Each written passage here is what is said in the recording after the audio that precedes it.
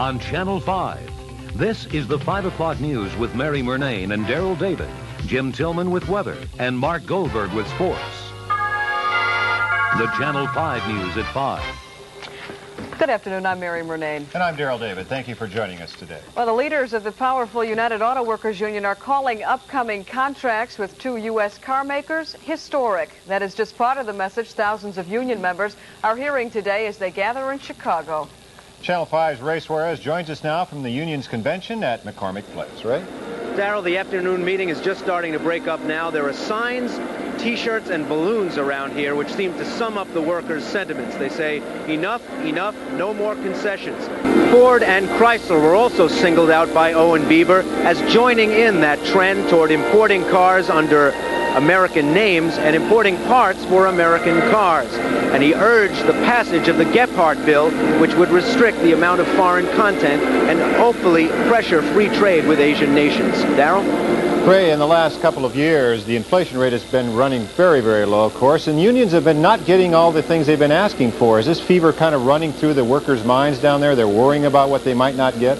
Well, the workers say they've given back quite a lot, and since they haven't gotten a raise in their base wage since 1984, in the last contract that is, they accepted the company offer not to have any wage increases for the 3 years of this current contract. They say it's about time that they get a sizable raise, and they're going to fight for one this time around.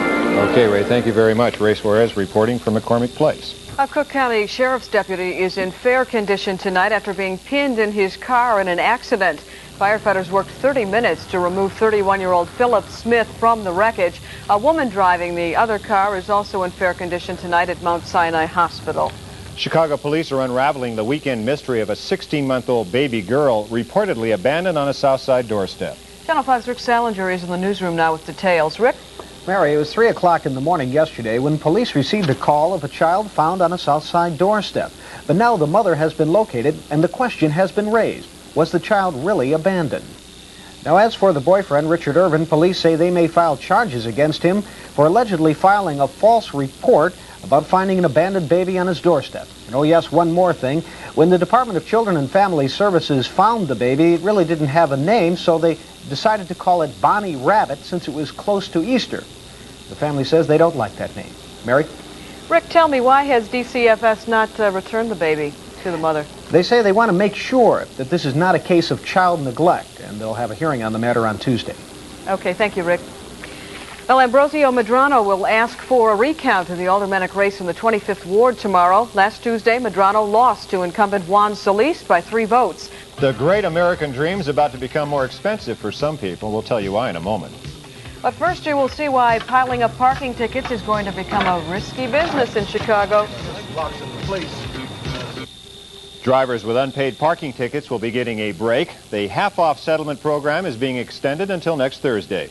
But soon after that, scofflaws will be getting the boot. The Denver boot is coming back for a return engagement June 1st. Chicago police are coming up empty this afternoon after 2 days of searching for an accused drug trafficker.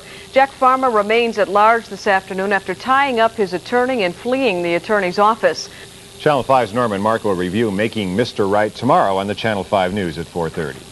Jim Hill joins us tonight, sitting in for Jim Tillman, and it was a pretty nice day out there today. Fine day, especially in the Loop, and the sweetest words in springtime are no major weather events in sight. It remains a quiet spring in Chicago.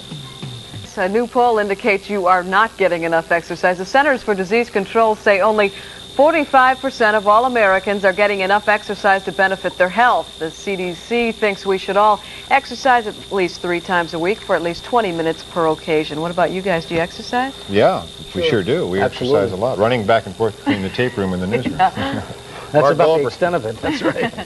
Mark's with us now, Mark Goldberg, and he's going to talk. The Masters just about winding up, isn't it? Yeah, it's another great round at Augusta. It always is every year. Right now we've got a 4-way tie. Ben Crenshaw, Seve Ballesteros, Greg Norman, and Larry Mize, with Ballesteros and Mize in the clubhouse. They're all at 3 under par.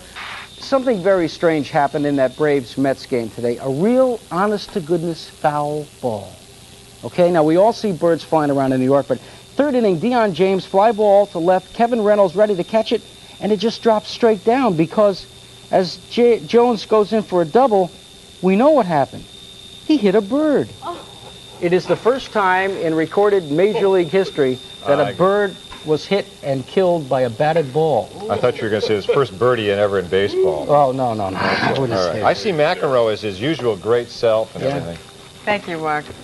And that is the Channel 5 News for now. We thank you for joining us. We'll see you tonight at 10 o'clock. Good night.